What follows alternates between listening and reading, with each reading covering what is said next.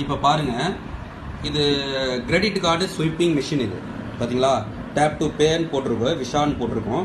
இந்த credit card sweeping மிஷினில் என்னன்னு பார்த்தீங்கன்னாக்கா, வைஃபை மூலமாக, அதாவது வயர்லெஸ் மூலமாக பக்கத்தில் கொண்டு போனாலே உங்களுக்கு வந்து ஆட்டோமேட்டிக்காக மெனி போயிடும். அது 2000 rupees வரைக்கும் பின் இல்லாமல், அதாவது பார்த்தீங்கன்னா பாஸ்வேர்டு இல்லாமல் இது அப்படி பண்ணக்கூடிய மெத்தட் இது.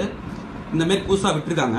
இப்போ பாருங்கள், நம்ம பர்ஸில் வந்து இப்போ நம்ம வந்து அந்த கார்டை வச்சுருக்கோம். யாராவது இந்த மிஷின் வச்சுருக்கவங்க வந்து யாராவது வந்து பார்த்தீங்கன்னாக்கா அதை வந்து பக்கத்தில் வந்து கொண்டு வந்தாங்கன்னாவே ஸ்வைப் ஆகிடும். அந்த இப்போ பாருங்கள், இப்போ காட்டுறேன். இப்போ பாருங்கள், இந்த கார்டு இருக்குது. இது பாருங்கள், அந்த விஷா கார்டை திருப்பி காட்டுங்க. நல்லா தலைகளாக காட்டிட்டீங்க, இங்கே காட்டியிருக்கிறீங்க. வைஃபை எம்ப்ளமா, இந்த வைஃபை எம்ப்ளம் இருக்கிற கார்டை வந்து இவர் பாருங்க, இந்த ஒரு கஸ்டமர் ஒருத்தர் பாக்கெட்டில் வச்சிருக்காரு. பொறுமையாக காட்டுங்க. இப்போ பாக்கெட்டில் வச்சிருக்காரு பாருங்க, அவங்க பாக்கெட்டில் வச்சிருக்காரு.